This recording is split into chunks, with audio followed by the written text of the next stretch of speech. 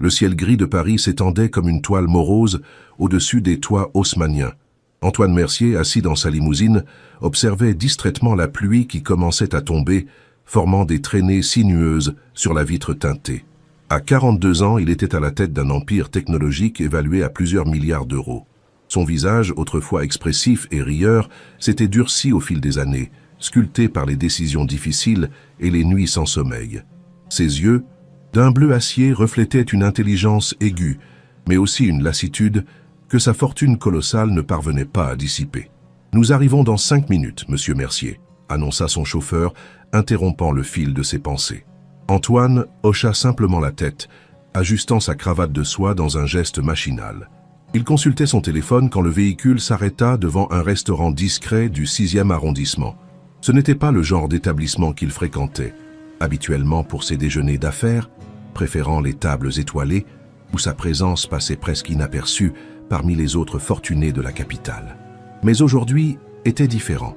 Son ami d'enfance, François, lui avait recommandé cet endroit pour son authenticité et sa cuisine traditionnelle française sans prétention.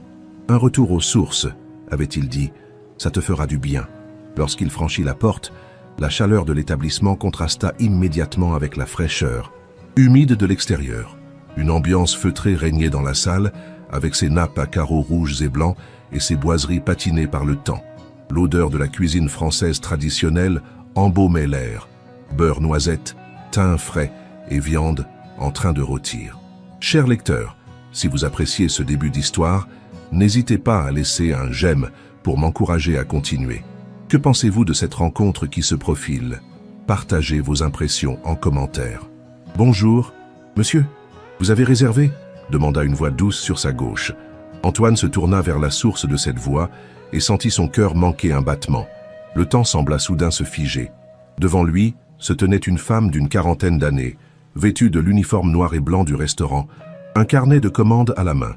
Ses cheveux châtains étaient rassemblés en un chignon lâche, quelques mèches rebelles encadrant un visage aux traits fins qui lui étaient étrangement familiers. Mais ce furent ses yeux qui provoquèrent en lui un véritable électrochoc, des yeux d'un vert émeraude qu'il aurait reconnu entre mille. « Claire » murmura-t-il, incrédule. La femme plissa légèrement les yeux, scrutant le visage de l'homme en costume impeccable qui se tenait devant elle. Puis, comme frappée par la foudre, elle porta une main à sa bouche, ses yeux s'écarquillant de surprise. « Antoine ? Antoine Mercier ?» Un silence chargé d'émotions s'installa entre eux, tandis que 25 années semblèrent soudain s'effacer. Claire Dumas avait été sa meilleure amie au lycée, sa confidente, celle qui avait cru en lui avant tout le monde, celle aussi qu'il avait perdue de vue après leur baccalauréat, lorsque leurs chemins s'étaient séparés, lui pour intégrer une prestigieuse école d'ingénieurs, elle pour suivre des études de lettres à la Sorbonne. « Je n'arrive pas à y croire, » dit finalement Claire, un sourire illuminant son visage. « Antoine Mercier en chair et en os dans mon restaurant. »« Ton restaurant » demanda-t-il surpris. « Je suis juste serveuse, » précisa-t-elle avec un petit rire. « Mais j'y travaille depuis si longtemps que je le considère un peu comme le mien. » Antoine remarqua alors les petites rides au coin de ses yeux lorsqu'elle souriait, des marques du temps qui n'altéraient en rien la vivacité de son regard. Claire avait toujours eu cette présence lumineuse, cette capacité à rendre n'importe quel endroit plus chaleureux par sa simple présence. « J'ai une réservation, » dit-il enfin, retrouvant ses esprits. « Au nom de Mercier. »« Bien sûr, suivez-moi, » répondit-elle professionnellement, bien que son regard trahisse encore son émotion. Elle le conduisit à une table discrète près de la fenêtre, légèrement à l'écart des autres.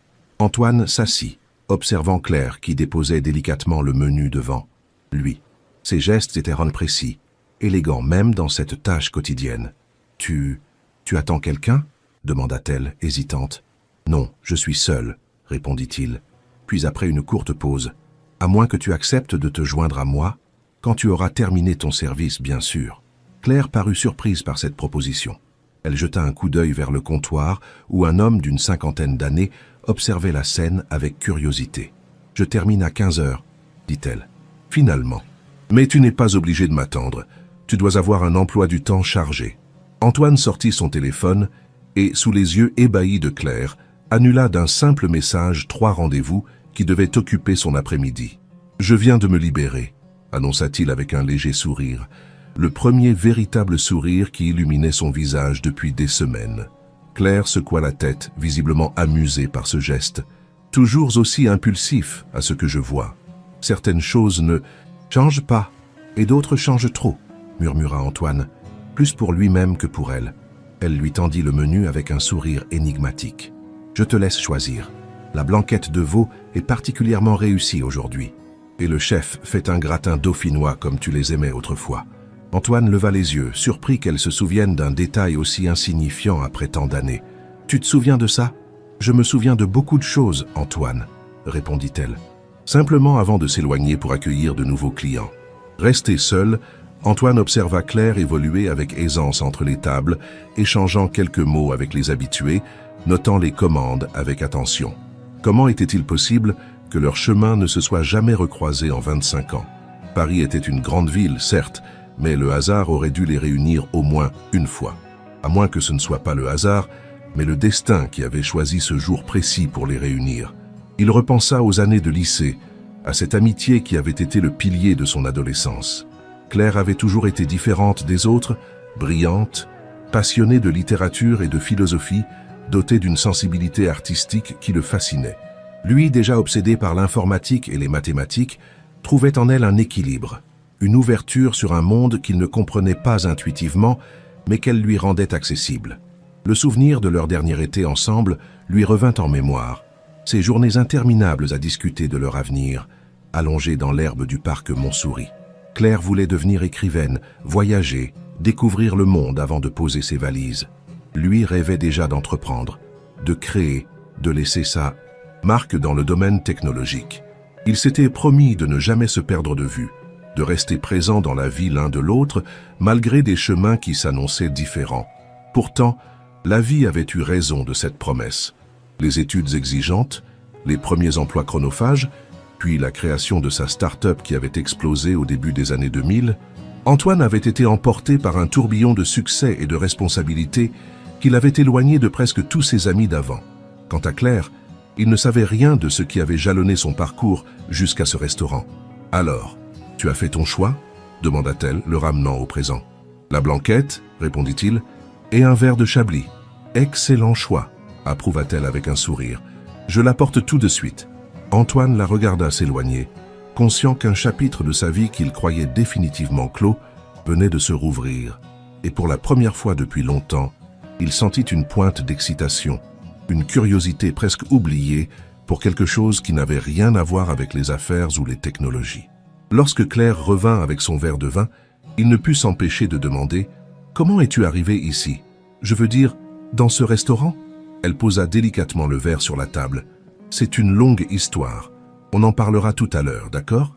Pour l'instant, je dois m'occuper des autres clients. » Antoine acquiesça, comprenant qu'elle était en service. Il l'observa s'occuper d'un couple de personnes âgées avec une gentillesse authentique, puis conseiller une famille de touristes sur les spécialités du restaurant. Claire n'avait rien perdu de sa capacité à mettre les gens à l'aise, à créer instantanément une connexion avec eux. C'était un don qu'il lui avait toujours envié. Le repas fut à la hauteur des promesses, une cuisine simple mais parfaitement exécutée, avec des produits de qualité qui ravivèrent en lui des souvenirs d'enfance. Antoine mangeait rarement dans ce genre d'établissement, préférant les restaurants gastronomiques ou les cantines d'entreprise entre deux réunions. Ce moment de pause, cette simplicité, lui procura un plaisir inattendu. Le restaurant se vida progressivement à mesure que l'après-midi avançait. Antoine termina son dessert, une crème brûlée à la vanille, et commanda un café. À 15 heures précises, il vit Claire disparaître dans l'arrière-salle, puis revenir quelques minutes plus tard, débarrassée de son tablier. Elle avait détaché ses cheveux qui tombaient maintenant en vagues douces sur ses épaules et s'était légèrement maquillée. « Je nous ai réservé une table au fond, » dit-elle en s'approchant. « Si ça te convient, c'est plus tranquille pour discuter. » Antoine se leva, saisissant sa veste. « Parfait. » Ils s'installèrent dans un coin isolé du restaurant, désormais presque vide. Un serveur leur apporta 2 cafés sans qu'ils aient besoin de commander. « Merci Lucas », dit Claire avec un sourire chaleureux pour le jeune homme. Une fois seul, un silence étrange s'installa entre eux, non pas inconfortable, mais chargé de 25 années de vie séparée, d'expériences non partagées, de souvenirs créés loin l'un de l'autre. « Par où commencer ?» dit finalement Claire avec un petit rire nerveux. « Par le début, peut-être, suggéra Antoine. Après la Sorbonne, qu'est-ce qui s'est passé? Claire prit une gorgée de café, semblant rassembler ses souvenirs. J'ai obtenu ma licence de lettres, puis ma maîtrise. Je voulais faire un doctorat, mais elle marqua une pause. La vie en a décidé autrement. Antoine l'observa attentivement, notant une ombre passer dans son regard. Comment ça? J'ai rencontré quelqu'un, Thomas. Il était musicien, incroyablement talentueux. On s'est mariés très vite. Trop vite, sans doute. Et puis, j'ai eu Léa. Tu as une fille? Demanda Antoine, surpris. Le visage de Claire s'illumina instantanément. Oui, elle a 22 ans maintenant. Elle étudie les arts visuels à Lyon. Elle sortit son téléphone et lui montra une photo d'une jeune femme aux cheveux courts et au sourire éclatant, qui avait hérité des yeux verts de sa mère. Elle est magnifique, dit sincèrement Antoine. Et brillante, ajouta Claire avec fierté. Elle expose déjà ses œuvres dans des galeries étudiantes. Je suis certaine qu'elle réussira là où j'ai dû renoncer. Antoine fronça les sourcils. Renoncer? Claire haussa légèrement les épaules. Quand Léa avait 2 ans, Thomas est parti. Du jour au lendemain, sans explication. Il est réapparu quelques mois plus tard pour demander le divorce, puis a disparu de nos vies. J'ai dû tout arrêter, mes études, mes projets d'écriture, pour travailler et élever Léa seule. Elle raconta comment elle avait d'abord travaillé comme secrétaire dans une agence immobilière, puis comme assistante dans une maison d'édition, avant de finalement arriver dans ce restaurant il y a 12 ans. Le propriétaire, Monsieur Lenoir, tu l'as vu au comptoir, est un homme formidable. Il m'a permis d'avoir des horaires compatibles avec l'école de Léa. Et avec les pourboires, je gagnais mieux ma vie qu'à taper des manuscrits que je rêvais d'écrire moi-même. Antoine écoutait, profondément touché par ce récit sans apitoiement. Claire avait toujours eu cette force tranquille, cette résilience qui la faisait avancer quelles que soient les circonstances. Et l'écriture, demanda-t-il, souvenant à quel point cette passion l'animait autrefois. Je n'ai jamais complètement arrêté, admit-elle. J'écris le soir, parfois la nuit. J'ai publié 2 romans sous pseudonyme, chez un petit éditeur. Rien de glorieux, mais ça me permet de garder ce rêve en vie. Sous quel nom? Je pourrais les lire? Claire parut gênée. Emma Lacour. Mais ce sont des romans intimistes, pas du tout grand public. Je doute qu'ils te plaisent. Tu serais surprise de voir comme mes goûts littéraires ont évolué, répondit-il avec un sourire. Je ne lis pas que des rapports financiers et des manuels techniques. Elle lui rendit son sourire, puis changea de sujet. Et toi alors? J'ai suivi ton parcours de loin, bien sûr. Difficile de ne pas entendre parler d'Antoine Mercier dans les médias, le prodige de la tech française, le visionnaire qui a révolutionné la cybersécurité. Antoine fit un geste de la main, comme pour balayer ses qualificatifs. Les médias exagèrent toujours. J'ai eu de bonnes idées au bon moment, et la chance de rencontrer les bonnes personnes. Ne sois pas modeste. Tu as créé une entreprise valorisée à plusieurs milliards d'euros. C'est extraordinaire. Sur le papier peut-être, concéda-t-il. Puis après une hésitation, tu te souviens de ce dont on parlait cet été avant la fac, ce que nous voulions vraiment accomplir dans nos vies? Claire hocha la tête. Tu voulais créer des technologies qui amélioreraient le quotidien des gens, qui résoudraient de vrais problèmes. Pas juste gagner de l'argent. Exactement. Et quelque part en chemin, j'ai perdu cette vision. SecureNet protège les données de millions de personnes, c'est vrai. Mais ces dernières années, je passe plus de temps à gérer des acquisitions, à négocier avec des investisseurs et à optimiser la valeur actionnariale qu'à innover ou à créer quelque chose de véritablement utile. Il ne savait pas pourquoi il se confiait ainsi à Claire après tant d'années, mais les mots sortaient naturellement, comme s'ils n'avaient jamais cessé de partager leurs doutes et leurs espoirs. « Tu pourrais changer ça, non ?» suggéra-t-elle. « Tu es le patron, après tout. » Antoine eut un rire sans joie. « Ce n'est pas si simple.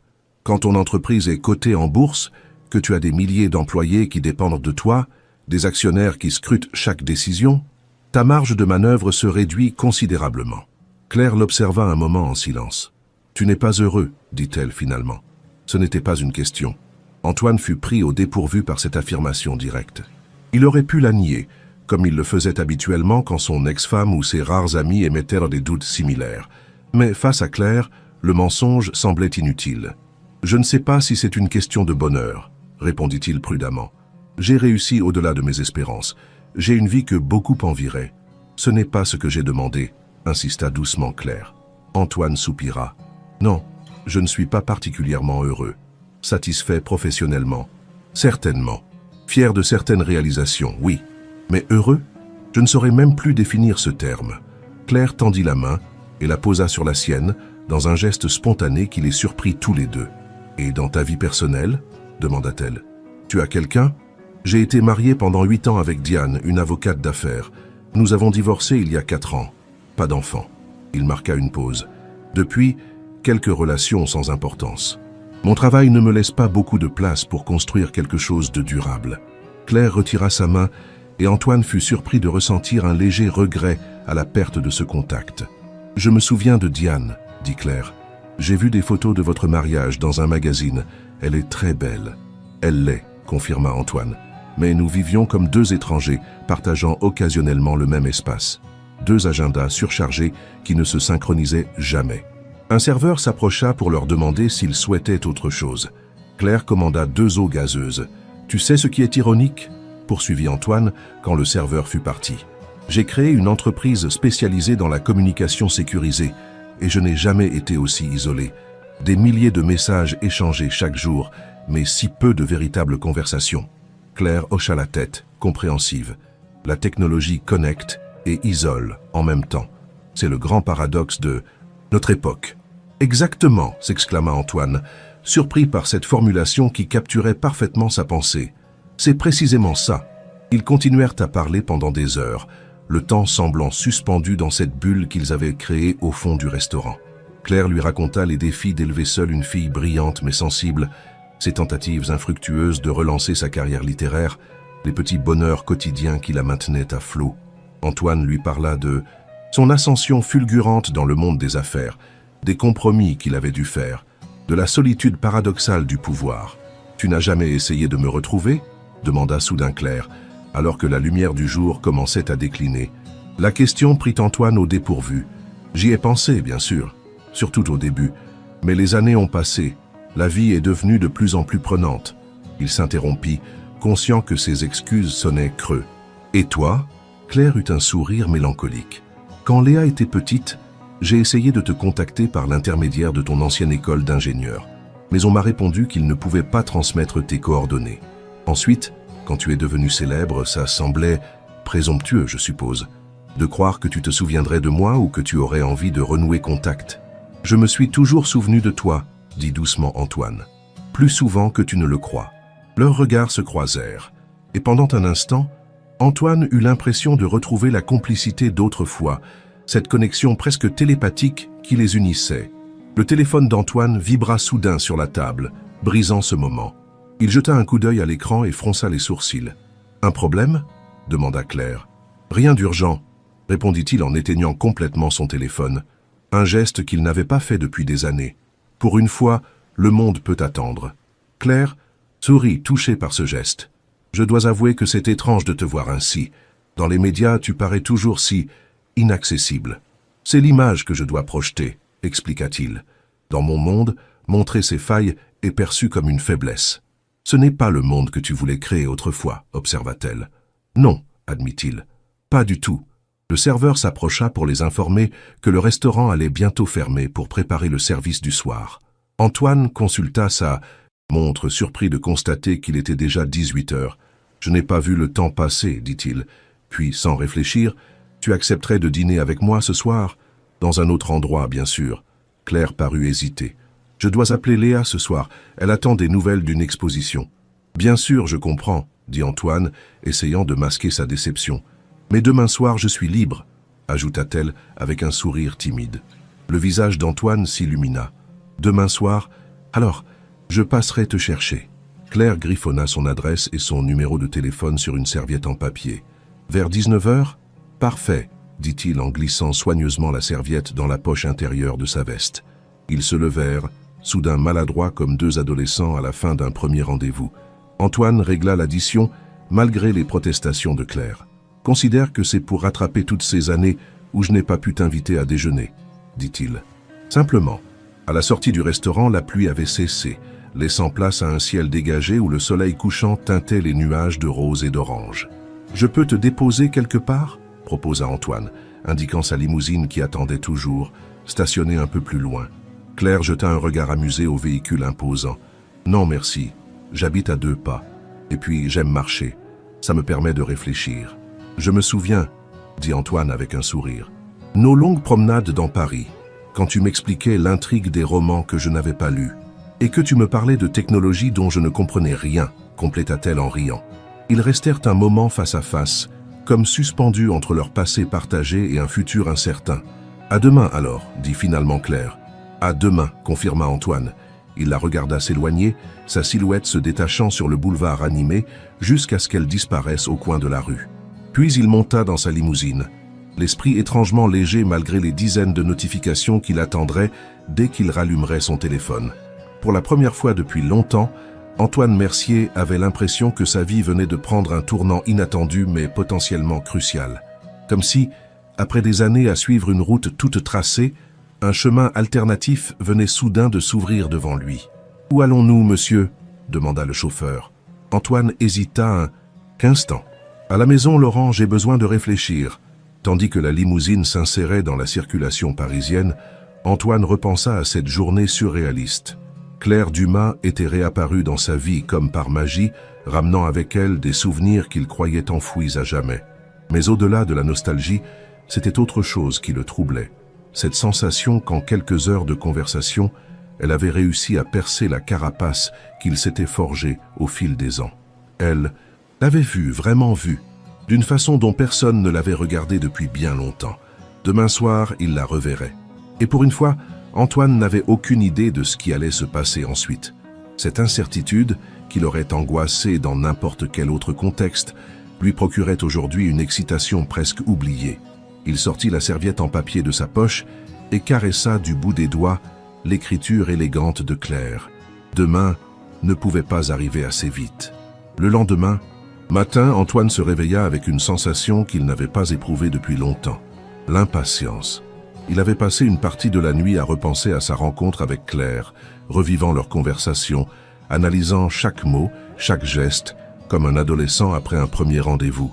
Cette réaction lui semblait à la fois ridicule et rafraîchissante.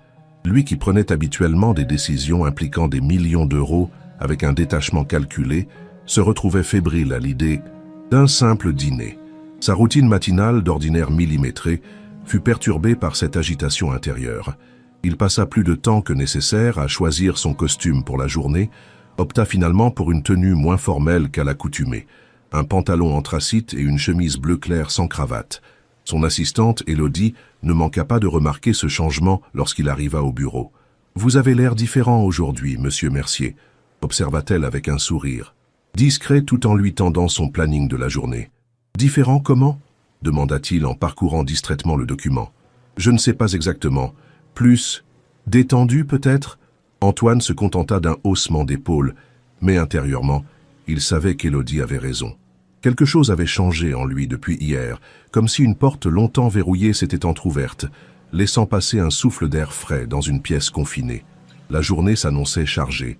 Réunion du comité exécutif. Point sur le lancement d'un nouveau protocole de sécurité. Déjeuner avec un client important, puis une série d'appels internationaux avec les filiales asiatiques. En temps normal, ce genre de programme l'aurait totalement absorbé, ne lui laissant aucune place pour des pensées personnelles. Mais aujourd'hui, Claire s'invitait régulièrement dans son esprit, le distrayant pendant les discussions les plus techniques. « Antoine, tu es avec nous ?» demanda son directeur. Financier au milieu d'une présentation sur les prévisions du trimestre. « Bien sûr », répondit-il en se redressant sur son siège. « Continue, je t'en prie. » À midi, il s'éclipsa discrètement entre deux rendez-vous pour appeler un restaurant qu'il connaissait dans le Marais. Un établissement élégant mais pas ostentatoire, avec une cuisine créative et une ambiance intimiste. Le chef, qu'il avait soutenu financièrement à ses débuts, lui assura personnellement la meilleure table. À 17h, il surprit tout son entourage en annonçant qu'il quittait le bureau. Antoine Mercier ne partait jamais avant 20h, parfois 22h les jours chargés. « Vous êtes souffrant ?» s'inquiéta Élodie. « Non, j'ai simplement un engagement personnel ce soir », répondit-il. Puis, devant son air incrédule, « Ça arrive, tu sais. »« Bien sûr, monsieur. Dois-je reporter les appels avec Tokyo ? S'il te plaît, propose-leur demain, même heure. » Dans la limousine qui le ramenait chez lui, Antoine réalisa qu'il n'avait pas prévu de rendez-vous personnel depuis des mois, voire des années. Ses soirées se résumaient à des dîners d'affaires, des galas de charité où sa présence était stratégique, ou des nuits solitaires à travailler dans son appartement avec vue sur la tour Eiffel. Cette rupture dans sa routine établie provoquait en lui un mélange d'excitation et d'appréhension. Chez lui, il prit une douche prolongée, changea plusieurs fois de tenue avant d'opter pour une élégance décontractée, un pantalon de flanelle gris, une chemise blanche impeccable et une veste en cachemire bleu nuit. Pas de cravate, pas de costume 3 pièces. Ce soir, il ne voulait pas être Antoine Mercier le PDG, mais simplement Antoine, comme au temps où Claire et lui parcouraient les rues de Paris à la découverte de la vie. À 18h45, il était déjà dans sa voiture, donnant l'adresse de Claire à Laurent, son chauffeur. Il avait délibérément choisi sa berline personnelle plutôt que la limousine de fonction, jugeant cette dernière trop ostentatoire pour l'occasion. L'immeuble de Claire se trouvait dans le 11e arrondissement, un quartier vivant et authentique où se côtoyaient artisans, jeunes créatifs et familles parisiennes. Rien à voir avec le 16e arrondissement huppé où il résidait. L'édifice, typiquement parisien avec sa façade en pierre de taille et ses balcons en fer forgé, avait le charme légèrement défraîchi des immeubles qui ont une histoire. Antoine monta les 5 étages à pied, l'ascenseur étant en panne comme l'indiquait une note manuscrite. Arrivé sur le palier, légèrement essoufflé, il prit un instant pour ajuster sa veste avant de sonner. La porte s'ouvrit presque immédiatement, comme si Claire attendait derrière. Elle portait une robe simple mais élégante, d'un vert profond qui intensifiait la couleur de ses yeux. Ses cheveux, détachés, tombaient librement sur ses épaules en vagues. Douce, un léger maquillage soulignait la finesse de ses traits. « Tu es magnifique », dit spontanément Antoine, surpris par sa propre franchise. Claire sourit, une légère rougeur colorant ses joues. « Merci, tu n'es pas mal non plus. » Elle l'invita à entrer pendant qu'elle prenait son manteau et son sac. L'appartement était modeste mais chaleureux, un salon salle à manger aux murs couverts de livres, une petite cuisine ouverte, des touches personnelles partout, photos, œuvres d'art, visiblement réalisées par sa fille, objets rapportés de voyage. L'espace était indéniablement petit comparé à son duplex minimaliste, mais il s'en dégageait une impression d'authenticité qui manquait cruellement à son propre intérieur, malgré sa décoration signée par un architecte renommé. « J'aime beaucoup ton appartement, » dit-il sincèrement. « Il te ressemble, c'est-à-dire » demanda-t-elle, curieuse. « Chaleureux, intelligent, avec une personnalité affirmée. » Claire éclata de rire. « Je ne sais pas si je dois prendre ça comme un compliment pour moi ou pour mon appartement. »« Les deux, » confirma-t-il avec un sourire. Son regard fut attiré par un mur couvert de photographies, Claire plus jeune tenant un bébé dans ses bras, la petite Léa grandissant au fil des clichés, des moments de vacances, de fêtes, une vie entière capturée en images. « Léa à tes yeux », observa-t-il en s'attardant sur une photo récente où la jeune femme posait devant ce qui semblait être une exposition. « Mais le caractère têtu de son père ?» ajouta Claire avec un mélange d'affection et d'exaspération. « Tu es prêt? Je suis curieuse de voir où tu m'emmènes. » Dans la voiture, Claire s'étonna de l'absence de chauffeur. « Tu conduis toi-même ?» Je pensais que les PDG avaient des gens pour ça. « Laurent est là en semaine », expliqua Antoine en manœuvrant habilement dans la circulation parisienne. « Mais je préfère conduire quand je le peux. C'est l'un des rares moments où je me sens normal. »« Normal », répéta Claire pensive. « C'est intéressant que tu utilises ce terme, comme si ta vie habituelle était en quelque sorte anormale. » Antoine lui jeta un regard surpris. Claire avait toujours eu cette capacité à saisir l'essence de ses pensées, même celles qu'il n'avait pas complètement formulées. « D'une certaine façon, elle l'est, » admit-il. « Ma vie quotidienne est tellement éloignée de celle de la plupart des gens. Parfois, j'ai l'impression d'évoluer dans une bulle artificielle. »« La bulle dorée, » murmura Claire. « Exactement. Confortable, sécurisante, mais isolante. » Ils arrivèrent au restaurant où le maître d'hôtel les accueillit avec déférence, conduisant Antoine et Claire vers une table discrète dans une alcôve. L'établissement était élégant sans être prétentieux, avec une décoration contemporaine réchauffée par des touches de bois et des éclairages tamisés. « C'est magnifique, » dit Claire en s'installant. « Tu viens souvent ici ?»« Occasionnellement. J'ai aidé le chef à ouvrir cet endroit il y a quelques années. Il a un talent extraordinaire. » Le sommelier s'approcha pour leur présenter la carte des vins. Antoine, qui s'apprêtait à choisir comme il le faisait habituellement, se tourna vers Claire. « Tu as une préférence ?»« Je ne suis pas une experte, » dit-elle avec un sourire. Mais j'aime les vins de la Loire, légers, élégants. Antoine fut touché par cette description qui correspondait si bien à Claire elle-même. Il commanda une bouteille de Sancerre, puis ils se plongèrent dans les menus. Tout a l'air délicieux, observa Claire. Qu'est-ce que tu recommandes? Le chef excelle dans les associations audacieuses. Son tartare de Saint-Jacques aux agrumes et yuzu est remarquable. Alors je te fais confiance, dit-elle en refermant son menu. Une fois leur commande passée, un silence confortable s'installa entre eux. Antoine réalisa qu'il n'avait pas besoin de meubler la conversation comme il le faisait lors de ses innombrables dîners professionnels.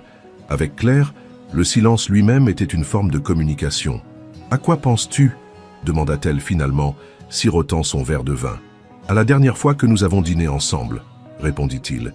C'était la veille de mon départ pour l'école d'ingénieur, dans cette petite brasserie près du Luxembourg. Claire sourit, visiblement touchée qu'il s'en souvienne. Le petit Monceau. J'y suis retourné quelques fois, mais ce n'était plus pareil sans toi. Je t'avais promis de t'écrire chaque semaine.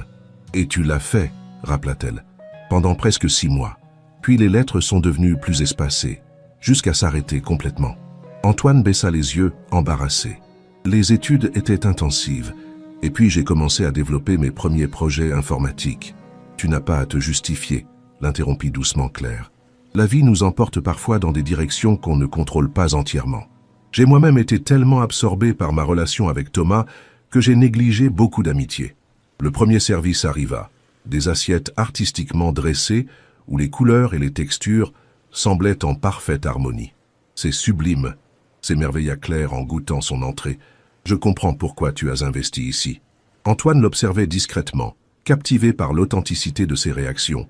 Claire savourait chaque bouchée avec une appréciation sincère, si différente de l'attitude blasée qu'il rencontrait souvent dans son milieu. « Tu sais, dit-il en reposant sa fourchette, j'ai réalisé aujourd'hui que je ne me souvenais pas de la dernière fois où j'avais eu un dîner purement personnel, sans agenda caché, sans objectif professionnel. » Claire le regarda avec une pointe de tristesse. « Ça semble solitaire. Ça l'est, admit-il, mais on s'y habitue. Ou plutôt, on se persuade qu'on s'y est habitué. Et ta famille? Tu as des contacts réguliers avec eux? » Antoine secoua la tête. « Mes parents sont décédés. Mon père d'une crise cardiaque quand j'avais 28 ans, ma mère d'un cancer 3 ans plus tard. J'ai une sœur à Bordeaux, Marianne. On se voit aux fêtes, parfois. » Claire tendit spontanément la main pour la poser sur la sienne. « Je suis désolé pour tes parents. Je me souviens à quel point tu étais proche d'eux. » Ce simple geste de compassion, si naturel de sa part, toucha Antoine bien plus qu'il ne l'aurait imaginé. Dans son monde, les manifestations d'empathie étaient rares, souvent calculées. « Et toi ?» demanda-t-il pour détourner l'attention. « Ta famille ?»« Ma mère vit toujours à Angers. Elle adore Léa, évidemment. Mon père nous a quittés il y a 10 ans. Un AVC fulgurant. » Elle marqua une pause. « J'ai un frère aussi, Laurent. Il est professeur de mathématiques en Normandie. On s'entend bien, même si on ne se voit pas autant que je le voudrais. » Les plats principaux arrivèrent. Un filet de bar pour Claire, un agneau aux herbes pour Antoine. La conversation continua, fluide et naturelle, passant des souvenirs partagés aux années vécues séparément. Des anecdotes légères aux confidences plus profondes. Claire lui raconta comment elle avait dû jongler entre son travail au restaurant et l'éducation de Léa. Les moments difficiles quand l'argent manquait, mais aussi les joies intenses de voir sa fille s'épanouir et développer son talent artistique. « Elle expose actuellement à Lyon ?» demanda Antoine, sincèrement intéressé. « Oui, dans une galerie étudiante, mais c'est déjà une belle reconnaissance. Elle travaille sur des installations qui mêlent photographie et sculpture. C'est difficile à décrire, mais très puissant. J'aimerais voir son travail un jour, dit Antoine, si c'est possible. » Claire parut surprise, puis touchée par cette demande. Bien sûr, elle serait ravie. En fait, elle a une exposition plus importante prévue à Paris le mois prochain. Si tu es toujours là, je serai là, affirma-t-il avec une conviction qui le surprit lui-même. Antoine lui parla ensuite de son parcours, la création de sa start-up, les premières années de galère dans un garage reconverti en bureau, puis le décollage fulgurant après qu'un géant de la tech américain ait investi dans sa technologie de cryptage. Les sacrifices personnels, les nuits blanches, l'adrénaline des succès et l'amertume des échecs. « Ce qui me frappe, dit Claire après l'avoir écouté attentivement, c'est que tu parles de ces années de construction avec tellement plus de passion que de ta vie actuelle. Antoine resta silencieux un moment, frappé par la justesse de cette observation. Tu as raison. À l'époque, chaque jour apportait son lot de défis, d'excitation. J'avais l'impression de créer quelque chose d'important, pas juste de gérer un empire. Qu'est-ce qui t'empêche de retrouver cette passion? Les responsabilités, je suppose. 5000 employés dépendent de mes décisions. Des actionnaires scrutent chaque mouvement de l'entreprise. La marge d'erreur est infinitésimale. Claire l'observa pensivement. Mais tu es Antoine Mercier. Tu as bâti cette entreprise de tes mains. Si quelqu'un peut la réinventer, c'est bien toi, non? Ces mots résonnèrent en lui avec une force inattendue. Claire avait toujours eu ce don de lui faire voir des possibilités qu'il n'envisageait pas. Le dessert arriva. Un soufflé au chocolat pour Claire, une déclinaison autour du citron pour lui. La conversation dévia vers des sujets plus légers. Les livres qu'ils avaient lus récemment, les films qui les avaient marqués, les endroits qu'ils rêvaient de visiter. « J'ai toujours voulu voir Kyoto pendant la saison des cerisiers en fleurs », confia Claire. « C'est ridicule. Je vis à Paris et je n'ai même pas les moyens de passer un week-end à Venise, mais je rêve du Japon. »« Ce n'est pas ridicule du tout, » répondit Antoine. « Les rêves n'ont pas à être pratiques ou raisonnables. C'est même souvent quand ils ne le sont pas qu'ils ont le plus de valeur. » Le repas touchait à sa fin. Antoine refusa poliment le digestif proposé par le serveur, sachant qu'il conduisait. « Est-ce que je peux te poser une question personnelle ?» demanda Claire, alors qu'ils attendaient l'addition. « Bien sûr. Es-tu heureux, Antoine? Vraiment heureux ?» Il aurait pu esquiver, répondre par une platitude, comme il le faisait habituellement. Mais face à Claire, dans la douceur de cette soirée qui semblait suspendue hors du temps, il choisit l'honnêteté. « Non, dit-il simplement. Je suis accompli professionnellement, respecté dans mon domaine, financièrement à l'abri pour plusieurs vies. Mais heureux? Non. » Claire ne sembla ni surprise ni désolée par cette réponse. Elle se contenta de hocher la tête, comme si elle confirmait quelque chose qu'elle savait déjà. « Et toi ?» demanda-t-il à son tour. Elle prit le temps de réfléchir avant de répondre. « Je crois que oui, d'une certaine façon. Pas du bonheur parfait qu'on vend dans les magazines, mais une forme de contentement. J'ai Léa, j'ai mes moments d'écriture, j'ai quelques amis précieux. Ma vie est simple mais authentique. J'envie ça, admit Antoine. L'authenticité. Le trajet du retour se fit dans un silence confortable, ponctué de remarques sur les quartiers qu'il traversait, les changements dans la ville qu'il connaissait tous deux si bien. Arrivé devant l'immeuble de Claire, Antoine coupa le moteur et se tourna vers elle. « J'ai passé une soirée merveilleuse, » dit-il doucement. « Moi aussi, » répondit-elle avec un sourire. « Ça m'a rappelé pourquoi nous étions si proches autrefois. » Un moment de flottement s'installa, chargé de non-dits et de possibilités. Antoine hésita, ne sachant pas exactement ce qu'il espérait. Ou attendait. Finalement, Claire se pencha et déposa un léger baiser sur sa joue. « Merci pour ce dîner, Antoine. On pourrait se revoir ?» demanda-t-il, soudain étrangement vulnérable. Claire sourit. « J'aimerais beaucoup. »« Demain ?» Elle rit doucement. « Tu es toujours aussi impatient. J'ai le service de midi demain, mais je suis libre après-demain soir. »« Après-demain alors ?» confirma-t-il. « Je passerai te prendre à la même heure ? Ce serait parfait. » Elle sortit de la voiture, lui adressa un dernier sourire, puis disparut dans l'immeuble. Antoine resta un moment immobile, savourant la sensation de légèreté qui l'habitait. Puis il démarra et prit la direction de son appartement, l'esprit étrangement calme, malgré le tourbillon d'émotions de la soirée. Cette nuit-là, pour la première fois depuis des mois, il dormit d'un sommeil profond et sans rêve, comme apaisé par la simple perspective de revoir Claire 2 jours plus tard. Le lendemain matin, Antoine se réveilla avec une énergie renouvelée. En consultant son téléphone, il découvrit des dizaines de messages et d'emails urgents, mais pour une fois, ils ne provoquèrent pas en lui l'habituelle montée d'adrénaline stressante. Il les traita méthodiquement, tout en préparant son café, établissant mentalement des priorités d'une façon plus sereine qu'à l'accoutumée. Au bureau, Élodie remarqua immédiatement son changement d'attitude. « Vous semblez différent », dit-elle, en lui remettant l'agenda du jour. « Toujours cette histoire de différence », plaisanta-t-il. « Tu devrais préciser ta pensée, Élodie. »« Moins tendue », précisa-t-elle avec une franchise qu'elle était l'une des rares à oser avec lui. Presque détendue, en fait. C'est rafraîchissant. La journée fut intense, comme toujours, mais Antoine l'aborda avec une perspective légèrement modifiée. Lors d'une réunion particulièrement houleuse sur l'acquisition d'une start-up prometteuse, il surprit son équipe en privilégiant l'aspect humain de la transaction plutôt que la pure optimisation financière. « Je ne veux pas juste acheter leur technologie », déclara-t-il fermement. « Je veux que leurs talents s'épanouissent chez nous, qu'ils continuent à innover. Proposons-leur des conditions qui respectent ce qu'ils ont construit. » Son directeur financier le regarda comme s'il venait de lui pousser une seconde tête, mais Antoine resta sur sa position. Pour la première fois depuis longtemps, il pensait au-delà des chiffres et du cours de l'action. Enfin, d'après-midi, il fit quelque chose d'encore plus inhabituel. Il quitta le bureau à 18 heures, laissant derrière lui une équipe abasourdie. « Vous prenez votre soirée ?» demanda Élodie, clairement surprise. « Pas exactement. Je vais travailler depuis la maison, mais j'ai besoin de perspective. » Ce n'était pas tout à fait un mensonge. Antoine avait effectivement l'intention de réfléchir à certains aspects de l'entreprise, mais d'une façon différente, moins mécanique. La conversation avec Claire sur sa passion perdue l'avait fait réfléchir. De retour chez lui, il se servit un verre de whisky et s'installa sur sa terrasse avec vue sur la ville, qui s'illuminait progressivement. Son téléphone vibra. Un message de Claire. « J'ai parlé de toi à Léa aujourd'hui. Elle était fascinée d'apprendre que je connaissais le grand Antoine Mercier. Elle m'a posé 1000 questions sur notre jeunesse. À demain. » Ce simple message le fit sourire. Il répondit « Dis-lui que son illustre mère était bien plus impressionnante que moi au lycée. Déjà écrivaine à 16 ans, quand je bidouillais à peine mes premiers programmes. J'ai hâte de la rencontrer. À demain. » Il reposa son téléphone, contemplant la ville qui s'étendait devant lui.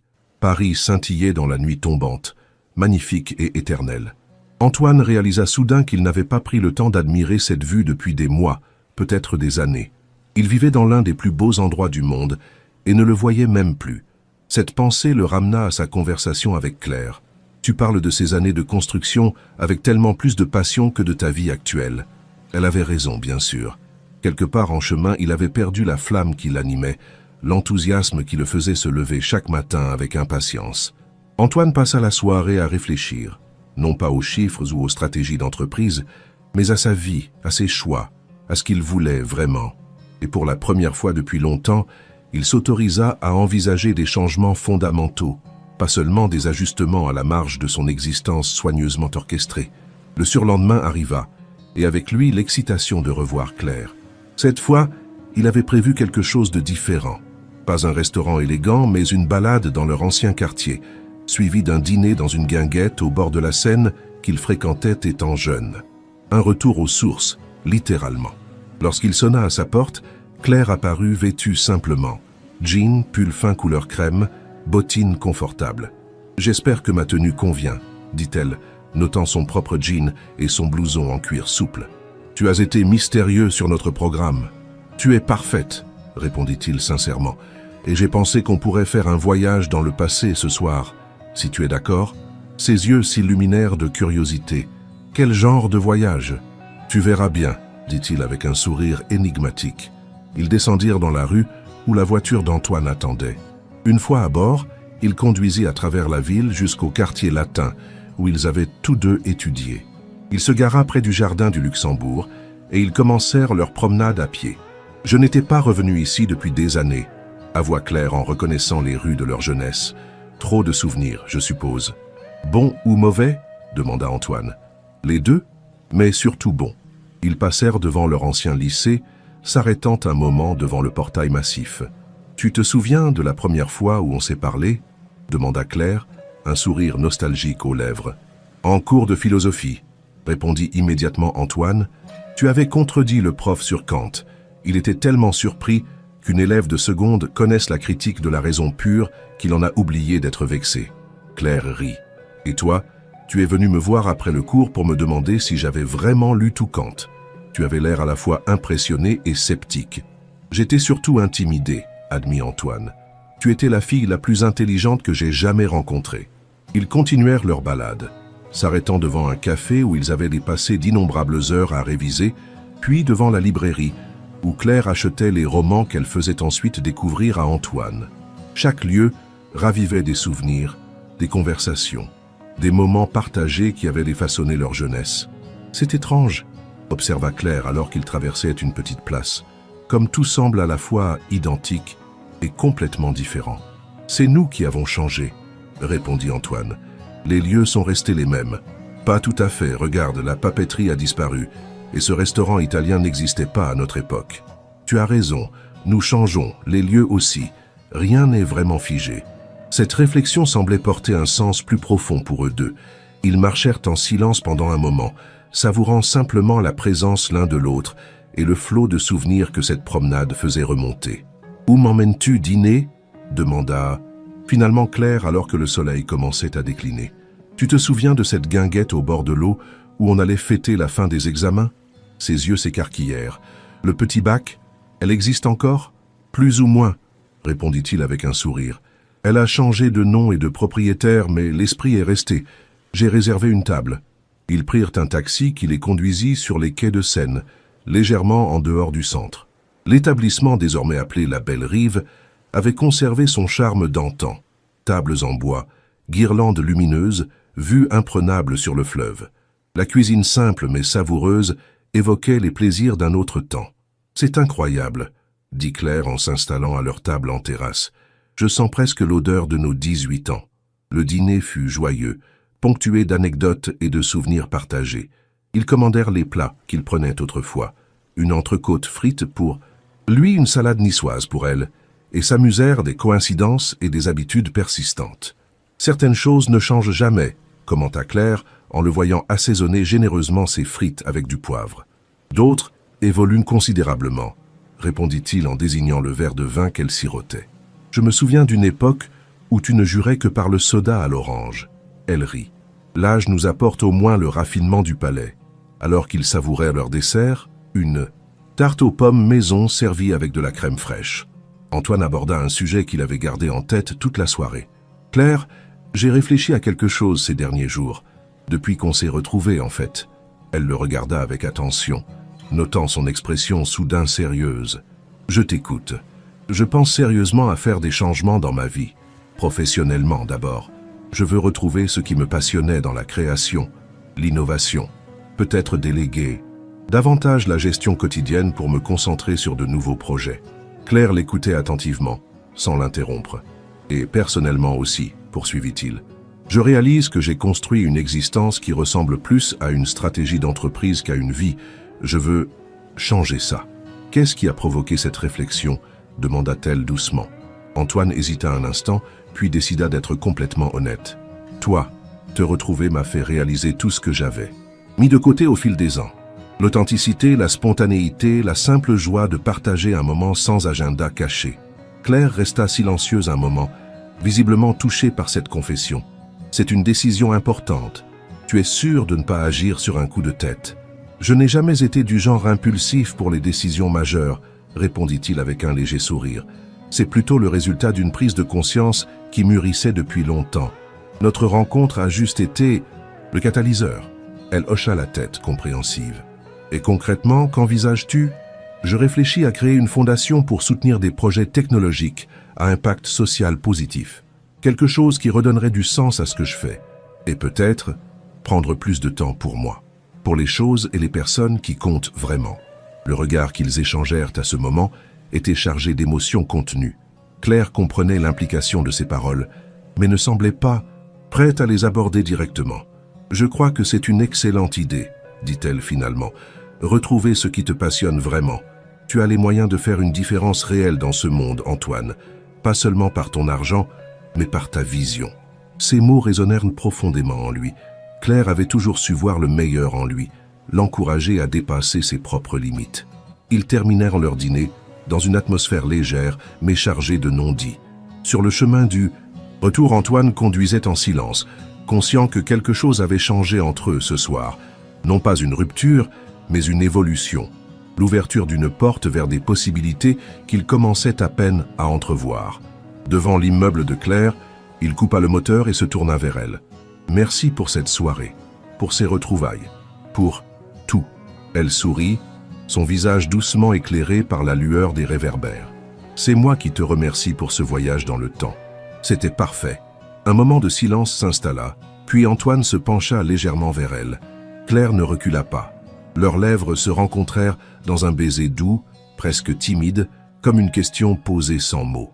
Lorsqu'ils se séparèrent, les yeux de Claire brillaient d'une émotion qu'Antoine n'osait pas encore nommer. « Bonne nuit, Antoine », murmura-t-elle avant d'ouvrir la portière. « Je peux t'appeler demain ?» demanda-t-il, soudain anxieux à l'idée de la laisser partir. « J'espère. »« Bien », répondit-elle avec un sourire qui resta gravé dans son esprit longtemps après qu'elle eut disparu dans l'immeuble. Sur le chemin de son appartement, Antoine se sentit étrangement léger, comme libéré d'un poids qu'il n'avait pas conscience de porter. Les décisions qu'il envisageait étaient majeures, potentiellement risquées pour sa carrière, mais pour la première fois depuis des années, il avait l'impression de se diriger vers quelque chose plutôt que de simplement fuir l'insatisfaction. Le souvenir du baiser échangé avec Claire flottait dans son esprit comme une promesse. Non pas celle d'une relation romantique garantie, mais d'une authenticité retrouvée, d'une connexion humaine véritable, dans un monde où il s'était progressivement isolé. Cette nuit-là, en contemplant la ville depuis sa terrasse, Antoine Mercier se sentit plus vivant qu'il ne l'avait été depuis bien longtemps. Et cette sensation valait tous les succès professionnels du monde. Les jours qui suivirent ce baiser s'écoulèrent dans une étrange temporalité pour Antoine, à la fois accélérée par l'excitation de cette connexion retrouvée avec Claire et ralentie par l'impatience de chaque retrouvaille. Ils avaient pris l'habitude de s'appeler chaque soir, leur conversation s'étirant parfois jusqu'aux petites heures du matin, comme si 25 années de silence devaient être comblées dans l'urgence. Antoine découvrait avec fascination cette nouvelle Claire, à la fois familière et différente, portant en elle l'essence de la jeune fille qu'il avait connue mais enrichie par des expériences qu'il n'avait pas partagées. Elle lui parlait de Léa avec une fierté lumineuse, de ses années de lutte comme mère célibataire, de ses romans publiés confidentiellement mais écrits avec passion. Il l'écoutait captivé par cette vie si éloignée de la sienne, mais qui semblait paradoxalement plus authentique, plus ancrée dans une réalité tangible que son existence de PDG milliardaire. De son côté, Antoine partageait avec Claire ses réflexions sur les changements qu'il envisageait. Ses conversations nocturnes devenaient un laboratoire d'idées où il formulait, souvent pour la première fois à voix haute, des projets qui germaient en lui depuis leur retrouvaille. « J'ai parlé à mon directeur des opérations aujourd'hui », lui confia-t-il un soir, 5 jours après leur dîner au bord de la Seine. « Je lui ai demandé de préparer un plan de transition pour que je puisse me désengager progressivement de la gestion quotidienne. »« Comment a-t-il réagi ?» demanda Claire, sa voix légèrement assourdie par la distance téléphonique. « Comme si je lui avais annoncé la fin du monde, » répondit Antoine avec un rire bref. « Il a d'abord cru que j'étais malade, puis que je préparais une OPA hostile contre notre principal concurrent. L'idée que je puisse simplement vouloir changer de vie lui semblait inconcevable. Les gens ont tendance à te percevoir uniquement à travers ton rôle professionnel, observa Claire. Ils oublient qu'il y a un homme derrière le PDG. Parfois, j'oublie moi-même, admit Antoine. Après une pause, il ajouta « J'ai aussi contacté un avocat spécialisé dans les fondations. On se voit la semaine prochaine pour discuter de la structure juridique et fiscale. » Claire émit un petit sifflement admiratif. « Tu ne perds pas de temps. Quand je prends une décision, j'aime agir rapidement, » expliqua-t-il. « C'est probablement ce qui m'a permis de réussir dans les affaires. Mais cette fois, c'est différent. Ce n'est pas juste une stratégie d'entreprise, c'est ma vie que je réoriente. Tu es sûr de ne pas agir trop vite ?» La voix de Claire trahissait une légère inquiétude. « Ces changements sont majeurs, Antoine. J'y pense depuis plus longtemps que tu ne le crois, » répondit-il doucement. « Bien avant nos retrouvailles. Mais je n'avais pas le courage ou la clarté nécessaire pour passer à l'action. Te revoir, c'est comme si quelqu'un avait rallumé une lumière dans une pièce que j'habitais dans l'obscurité depuis des années. Un silence s'installa, chargé d'émotions que ni l'un ni l'autre n'était encore prêt à nommer explicitement. « Tu me manques », dit finalement Antoine, surpris par sa propre franchise. « On s'est vu avant-hier », répondit Claire avec un rire léger, mais il perçut dans sa voix qu'elle était touchée. « Je sais, c'est ridicule. » « Non, dit-elle doucement. Ce n'est pas ridicule. Tu me manques. Aussi. » 2 jours plus tard, leurs chemins se croisèrent de façon inattendue. Antoine avait un déjeuner d'affaires dans le quartier du restaurant où travaillait Claire. Sur une impulsion, il décida de s'y arrêter avant son rendez-vous. Lorsqu'il poussa la porte de l'établissement, il fut accueilli par la familiarité des lieux. L'odeur de bonne cuisine, les nappes à carreaux, le murmure discret des conversations. Claire était de dos, en train de prendre la commande d'un couple. Antoine s'installa à une petite table libre et attendit qu'elle le remarque. Quand elle se retourna, son visage s'illumina d'une surprise ravie qui réchauffa instantanément le cœur d'Antoine. Elle s'approcha de sa table, un mélange de joie et de confusion dans le regard. « Qu'est-ce que tu fais là ?» demanda-t-elle à mi-voix. « Je croyais que tu avais une journée chargée. J'ai un déjeuner important à 2 pas d'ici dans 1 heure, expliqua-t-il. Je me suis dit que je pourrais passer te voir avant. » Claire jeta un coup d'œil vers le comptoir où Monsieur Lenoir, le propriétaire, les observait avec curiosité. « Je suis en service, dit-elle, légèrement embarrassée. « Je sais, je voulais juste te voir quelques minutes, et peut-être prendre un café, si c'est possible. » Elle sourit, visiblement touchée par ce geste. « Un café, je peux faire ça, même pour un client aussi imprévisible que toi. » Pendant qu'elle s'éloignait pour préparer sa commande, Antoine remarqua que plusieurs clients l'observaient avec intérêt. Son visage était suffisamment connu pour être reconnu, surtout dans ce quartier d'affaires. Il se demanda brièvement ce que ces personnes pensaient de sa présence dans ce restaurant modeste, mais réalisa aussitôt que, pour la première fois depuis longtemps, l'opinion des autres lui importait peu. Claire revint avec un café serré et s'attarda à sa table un peu plus longtemps que nécessaire. « Je finis à 15 heures aujourd'hui, dit-elle à voix basse. « Je peux passer. »« Te chercher ?» proposa Antoine. « J'annulerai mes rendez-vous de l'après-midi. » Elle secoua la tête, amusée. « Tu ne peux pas continuer à chambouler ton agenda professionnel pour moi. »« Pourquoi pas ?» répondit-il avec un sourire. « C'est l'un des rares avantages d'être le patron. Je peux décider que certaines choses sont plus importantes que des réunions. » Claire jeta un nouveau coup d'œil vers son patron, qui lui fit signe qu'une nouvelle table venait d'arriver. « Je dois y aller. »« Mais d'accord. Pour 15 heures. » Antoine savoura son café, tout en observant discrètement Claire travailler. Il y avait une grâce particulière dans sa façon de se déplacer entre les tables, d'interagir avec les clients, une présence chaleureuse et authentique qui semblait imprégner l'espace autour d'elle. Il se surprit à éprouver une pointe de jalousie envers ces inconnus qui bénéficiaient quotidiennement de sa présence, alors que lui l'avait perdue pendant si longtemps. À 14 heures, il quitta le restaurant pour son déjeuner d'affaires. Une négociation importante avec un fonds d'investissement américain intéressé par une prise de participation dans SecureNet. Habituellement, ce genre de rencontre mobilisait toute son attention, chaque mot étant soigneusement pesé, chaque geste calculé.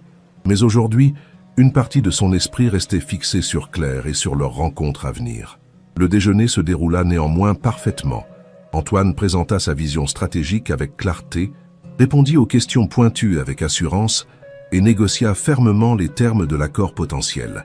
Mais lorsque la discussion dévia vers l'avenir à long terme de l'entreprise, il surprit ses interlocuteurs par une déclaration inattendue. « SecureNet va entrer dans une nouvelle phase », annonça-t-il. « Nous allons créer une fondation dédiée à la démocratisation des technologies de sécurité accessibles aux organisations qui œuvrent pour le bien commun. Et personnellement, je prévois de prendre du recul par rapport à la gestion opérationnelle pour me concentrer sur l'innovation et les projets à fort impact social. » Les investisseurs américains échangèrent des regards surpris, mais l'un d'eux, une femme d'une 50aine d'années au regard perçant, hocha la tête avec approbation. « C'est une vision intéressante, monsieur Mercier, dit-elle. Peu de dirigeants de votre envergure osent remettre en question le statu quo. Cela pourrait bien être exactement ce dont votre entreprise a besoin. » Pour passer à l'étape suivante. Antoine fut légèrement surpris par cette réaction positive. Il s'était attendu à de la résistance, à des questions sur l'impact potentiel de ces changements sur la valorisation de l'entreprise. Au lieu de cela, sa sincérité semblait avoir touché une corde sensible. Le déjeuner se termina sur une note positive, les Américains manifestant un intérêt encore plus vif pour un partenariat. Alors qu'ils se séparaient, la femme qui avait approuvé sa vision lui tendit sa carte. « J'aimerais en savoir plus sur votre fondation quand elle sera lancée, » dit-elle. « Mon mari et moi avons créé une ONG qui pourrait bénéficier de votre expertise en cybersécurité. » Antoine accepta la carte avec un sourire. « Je vous tiendrai personnellement informé. » Il quitta le restaurant avec une énergie renouvelée. Cette rencontre confirmait son intuition. Être authentique dans ses aspirations, plutôt que de se conformer aux attentes du monde des affaires, pouvait ouvrir des portes inattendues. À 15 heures précises, il attendait Claire devant son restaurant. Elle sortit quelques minutes plus tard, ses cheveux détachés cascadant sur ses épaules, un léger maquillage ravivant son teint après sa journée de travail. « Où m'emmènes-tu cette fois ?» demanda-t-elle avec un sourire. « J'ai pensé à une promenade au jardin des plantes », proposa Antoine. Si ça te convient, le temps est magnifique. Claire acquiesça, visiblement ravie par cette suggestion simple mais attrayante. Ils marchèrent côte à côte jusqu'au parc, leurs mains se frôlant occasionnellement, créant chaque fois un léger frisson d'anticipation. La journée était effectivement splendide, un de ces après-midi de printemps parisien où la lumière semble transfigurer la ville, lui conférant une beauté presque irréelle. « Comment s'est passé ton déjeuner d'affaires » demanda Claire alors qu'ils pénétrèrent dans le jardin. Antoine lui raconta brièvement sa rencontre et comment sa déclaration d'intention avait été accueillie de façon inattendue. « Tu vois, dit Claire, parfois être fidèle à soi-même est aussi la meilleure stratégie professionnelle. C'est possible, concéda-t-il, ou peut-être que j'ai simplement eu de la chance avec ces investisseurs particuliers. Ne sous-estime pas l'impact de l'authenticité, insista-t-elle doucement. Les gens peuvent sentir quand quelqu'un parle avec conviction et sincérité. C'est rare dans le monde des affaires, donc précieux. Ils s'arrêtèrent devant la roseraie, admirant les premières floraisons de la saison. Antoine observait Claire du coin de l'œil, captivé par la façon dont son visage s'animait devant la beauté simple des fleurs. Il y avait chez elle une capacité d'émerveillement qu'il avait perdue depuis longtemps, l'habitude de savourer les petits plaisirs, les beautés quotidiennes que sa course effrénée vers le succès lui avait fait négliger. « J'ai une proposition à te faire, » dit-il soudain. Claire se tourna vers lui, intriguée. « Je t'écoute. L'exposition de Léa à Paris, tu m'as dit qu'elle aurait lieu le mois prochain, c'est bien ça? »« Oui, le 15 mai, dans une petite galerie du Marais. J'aimerais y aller, avec toi bien sûr. » Claire parut touchée, mais aussi légèrement hésitante. « Tu es sûre? Ce sera un événement modeste, très différent des galas auxquels tu dois être habitué. »« Justement, » répondit Antoine, « et j'aimerais rencontrer ta fille. Si tu penses que c'est trop tôt, je comprendrai, mais... » « Non, » l'interrompit Claire. « Ce n'est pas ça. En fait, Léa meurt d'envie de te rencontrer. Elle m'a posé 1000 questions sur toi depuis que je lui ai parlé de nos retrouvailles. »« Alors, c'est quoi ?» demanda doucement Antoine, percevant sa réticence. Claire soupira. « C'est juste que nos mondes sont tellement différents, Antoine. Je ne veux pas que Léa, ou moi-même, nous fassions des idées qui pourraient à nous blesser plus tard. » Antoine s'arrêta de marcher et se tourna pour lui faire face. « Quelles idées, exactement ? » « Tu sais bien, dit-elle, évitant son regard, que ceci, nous, pourrait être plus que ce que c'est réellement. Une belle parenthèse, une reconnexion avec le passé, mais... Et si je voulais que ce soit plus ?» demanda-t-il, son cœur battant soudain plus fort. Claire leva les yeux vers lui, son regard à la fois vulnérable et défensif. « Antoine, soyons réalistes. Tu es l'un des hommes les plus riches et influents de France. Je suis serveuse dans un restaurant, mère célibataire, écrivaine confidentielle. Nos vies, nos cercles sociaux, nos réalités quotidiennes n'ont rien en commun. C'est vraiment ce que tu penses ? demanda-t-il, blessé par cette vision pragmatique qui réduisait leur connexion à des considérations socio-économiques. Que nos différences matérielles définissent ce que nous pouvons être l'un pour l'autre ? Non, admit-elle après un silence. Mais je dois être prudente, Antoine. Pas seulement pour moi, mais pour Léa aussi. Elle s'enthousiasme facilement, s'attache profondément. Je ne veux pas qu'elle souffre si, quand tu réintégreras ton monde. Antoine prit doucement les mains de Claire dans les siennes. Et si je ne voulais plus de mon monde, comme tu l'appelles, si les changements dont je te parle n'étaient pas juste professionnels, mais aussi personnels?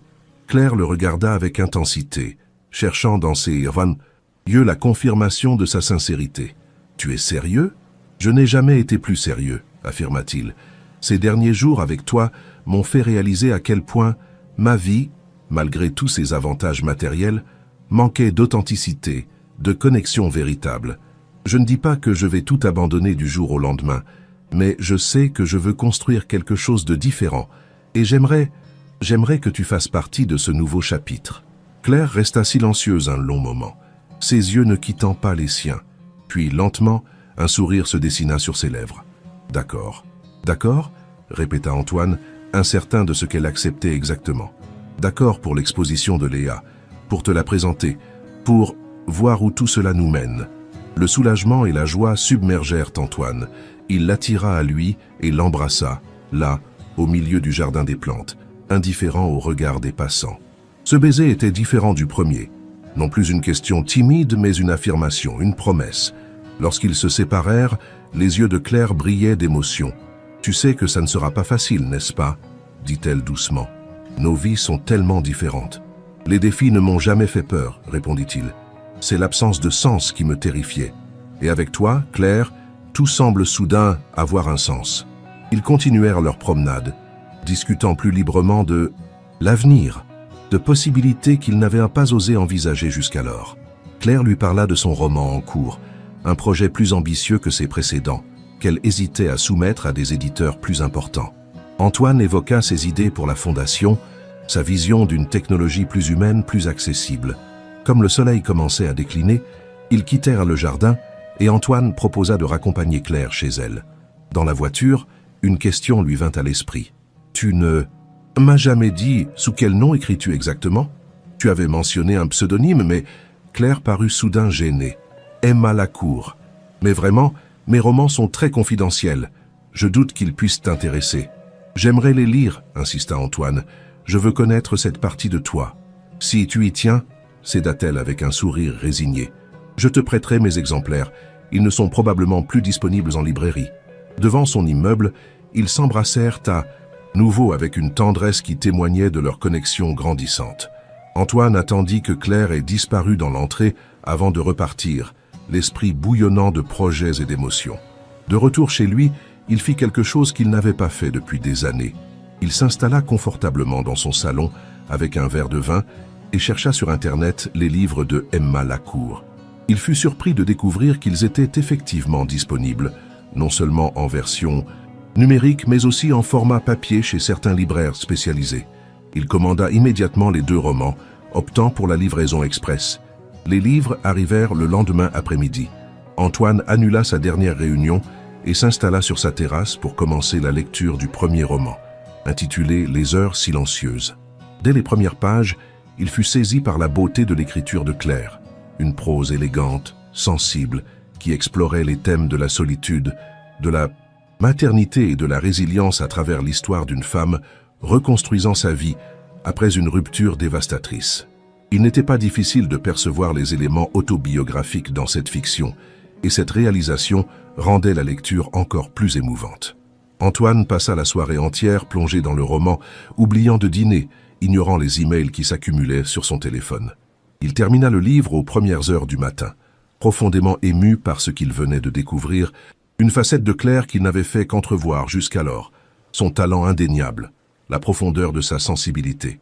Sans réfléchir à l'heure tardive, il lui envoya un message. « Je viens de finir les heures silencieuses. Je n'ai pas de mots pour exprimer ce que je ressens. Ton écriture est extraordinaire, Claire.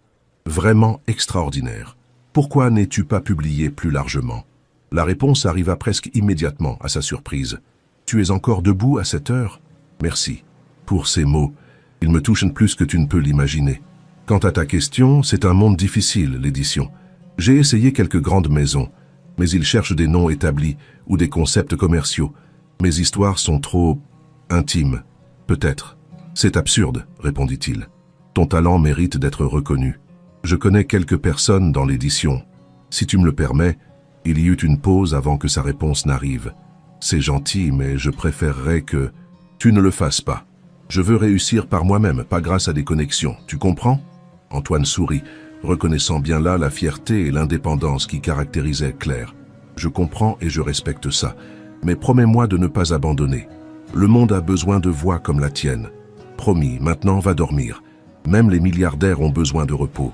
Antoine posa son téléphone, le cœur étrangement léger malgré la fatigue. La découverte du talent d'écrivaine de Claire avait ajouté une nouvelle dimension à son admiration pour elle. Cette femme extraordinaire qui avait traversé tant d'épreuves tout en préservant sa créativité et sa sensibilité l'impressionnait chaque jour davantage. Les semaines qui suivirent virent leur relation s'approfondir. Ils se voyaient presque quotidiennement, parfois juste pour un café rapide quand Claire prenait sa pause, d'autres fois pour des soirées entières, à discuter de littérature, d'art, de technologie, de leurs visions respectives du monde. Antoine découvrait avec émerveillement la richesse de cette connexion qui transcendait leurs différences sociales et professionnelles. Parallèlement, il avançait concrètement dans ses projets de transformation. La structure juridique de sa fondation prenait forme, avec un conseil d'administration composé d'experts en technologie, en éthique et en développement social. Il avait informé officiellement son comité exécutif de son intention de se retirer progressivement de la gestion opérationnelle de SecurNet, provoquant une onde de choc dans l'entreprise et dans le milieu des affaires français. Un soir, alors qu'il dînait chez Claire, une expérience nouvelle pour Antoine, habitué aux restaurants étoilés mais touché par l'intimité de ce repas simple, préparé avec amour, son téléphone vibra avec une notification de presse. « Excuse-moi », dit-il en jetant un coup d'œil à l'écran. Puis il blêmit légèrement. « Qu'est-ce qui se passe ?» demanda Claire, alarmée par son expression. Antoine lui tendit son téléphone. L'écran affichait la une d'un grand quotidien économique. Antoine Mercier, crise existentielle ou coup de génie. Le patron de SecurNet bouleverse son empire. Sous ce titre accrocheur, une photo volée d'Antoine et Claire main dans la main au jardin des plantes, avec une légende suggestive, le milliardaire et la mystérieuse femme qui aurait provoqué ce revirement. Claire parcourut rapidement l'article, son visage s'assombrissant à mesure qu'elle lisait. Le journaliste décrivait leur relation naissante comme le possible déclencheur de la métamorphose d'Antoine, citant des sources proches qui s'inquiétaient de l'influence de cette femme inconnue sur l'un des capitaines d'industrie les plus influents de France. « Je suis désolé », dit Antoine quand elle lui rendit son téléphone. « Je ne pensais pas que les médias s'intéresseraient à ta vie privée », compléta Claire, avec un sourire triste. « Tu es Antoine Mercier.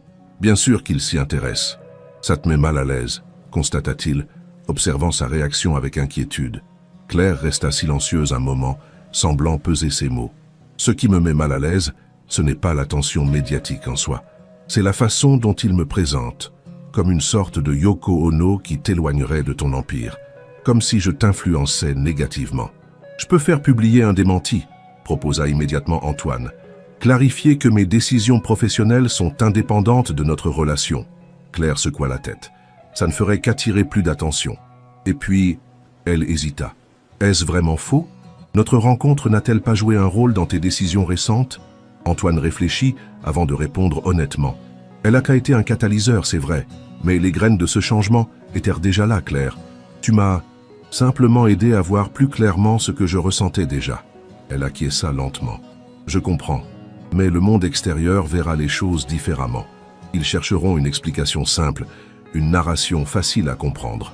Et alors, dit Antoine avec une soudaine intensité, qu'ils pensent ce qu'ils veulent. Je sais ce qui est vrai. Tu sais ce qui est vrai. C'est tout ce qui compte. Claire sourit, touchée par sa véhémence. C'est une belle position de principe. Mais es-tu prêt pour la tempête médiatique qui va suivre? Pour les questions intrusives, les spéculations, peut-être même les attaques personnelles? Je m'en suis toujours tenu à l'écart jusqu'ici, mais oui, je suis prêt, affirma-t-il. La question est, l'es-tu toi? Claire prit une profonde inspiration. Je ne sais pas, admit-elle. Je n'ai jamais vécu quelque chose comme ça. Mais je sais que je ne veux pas renoncer à ce que nous construisons, Antoine. Pas à cause de quelques articles de presse. Il tendit la main par-dessus la table et entrelaça ses doigts aux siens. Nous traverserons ça ensemble. Et je ferai tout pour te protéger, toi et Léa, de l'attention indésirable. Le jour de l'exposition de Léa arriva plus vite qu'il ne l'avait anticipé. Antoine, qui avait proposé d'utiliser ses connexions pour obtenir une galerie plus prestigieuse, offre gentiment mais fermement déclinée par Claire, se préparait avec une nervosité qu'il n'avait pas ressentie depuis ses premiers pas d'entrepreneur. Rencontrer la fille de Claire représentait une étape importante, une officialisation de leur relation qu'il abordait avec un mélange d'excitation et d'appréhension. Il opta pour une tenue élégante mais discrète, souhaitant éviter d'attirer l'attention dans cet événement qui devait rester centré sur Léa et son art. En arrivant à la petite galerie du Marais, il fut immédiatement séduit par l'atmosphère, un espace intimiste mais lumineux, où une trentaine de personnes circulaient entre les œuvres exposées, verre de vin à la main. Claire l'attendait près de l'entrée, resplendissante dans une robe simple mais élégante d'un bleu profond. Son visage s'illumina en le voyant, et elle s'avança pour l'accueillir d'un baiser léger. « Tu es venu, dit-elle, comme si elle avait douté jusqu'au dernier moment. « Bien sûr, répondit-il, surpris par cette remarque. « Je te l'avais promis. » Elle sourit, légèrement embarrassée. « Je sais. C'est juste que c'est tellement loin de ton monde habituel. Ces petites expositions étudiantes... » « Claire, l'interrompit-il doucement, arrête de penser en termes de « mon monde » et du tien. Je suis ici parce que je veux y être, parce que c'est important pour toi, donc important pour moi. Elle hocha la tête, visiblement touchée. Viens, je vais te présenter à Léa. Elle est un peu nerveuse à l'idée de te rencontrer. Seulement elle, plaisanta Antoine, tentant de masquer sa propre anxiété. Claire le conduisit à travers la galerie où il put apprécier les œuvres exposées, des installations mêlant effectivement photographie et sculpture, créant des jeux fascinants entre ombre et lumière, réalité et perception. Le talent de la jeune femme était évident, même pour quelqu'un comme lui, dont les connaissances artistiques restaient limitées. Ils trouvèrent Léa au fond de la salle, en grande conversation avec un couple d'âge mûr qui semblait captivé par ses explications. Claire attendit qu'elle termine avant de s'approcher. La jeune femme, en les apercevant, s'excusa auprès de ses interlocuteurs et vint à leur rencontre, un mélange de curiosité et d'appréhension dans le regard. La ressemblance avec Claire était frappante, les mêmes yeux verts, la même grâce naturelle dans ses mouvements. Mais Léa avait une énergie différente, plus vive, plus audacieuse peut-être, reflétée dans ses cheveux courts teints, en violet pâle et sa tenue artistiquement déstructurée. « Léa, je te présente Antoine », dit Claire simplement. « Antoine, ma fille, Léa. Je suis ravi de faire enfin ta connaissance », dit Antoine en lui tendant la main. « Ta mère m'a beaucoup parlé de toi et de ton travail. » Léa serra sa main, l'observant avec une intensité qui rappelait celle de Claire. « Et elle m'a beaucoup parlé de vous, » répondit-elle, « de votre amitié d'autrefois et de vos retrouvailles récentes. » Il y avait une nuance dans sa voix qu'Antoine ne parvint pas tout à fait à déchiffrer. Une réserve, peut-être, ou une forme de protection instinctive envers sa mère. « J'admire vraiment ton travail, » dit-il sincèrement, désignant les installations autour d'eux. « Cette façon dont tu joues avec la perception, forçant le spectateur à questionner ce qu'il voit, c'est fascinant. » Le visage de Léa s'adoucit légèrement, son intérêt professionnel visiblement piqué. « Vraiment, j'aurais pensé que les hommes d'affaires préféraient l'art plus conventionnel, des peintures qu'on peut accrocher dans des bureaux luxueux pour impressionner les clients. »« Léa » intervint Claire, embarrassée par cette remarque directe. Antoine sourit, appréciant sa franchise. « Certains, peut-être, mais j'ai toujours été attiré par ce qui défie les conventions, qui pousse à voir les choses différemment, dans la technologie comme dans l'art. » Léa l'étudia un moment, semblant réévaluer ses préjugés. « Maman m'a dit que vous prévoyez de grands changements dans votre entreprise, que vous vouliez revenir à l'innovation plutôt que la pure gestion. »« C'est exact, » confirma Antoine. « J'ai réalisé que j'avais perdu de vue ce qui me passionnait vraiment. »« Et ma mère a joué un rôle dans cette épiphanie ?» demanda-t-elle directement. Claire semblait prête à intervenir à nouveau, mais Antoine posa doucement une main sur son bras. « Ta mère a toujours eu le don de voir au-delà des apparences, » répondit-il. « Au lycée déjà, elle percevait des choses en moi que je ne voyais pas moi-même. Cette qualité n'a pas changé. » Léa hocha lentement la tête, un léger sourire se dessinant sur ses lèvres. Elle a ce don avec tout le monde.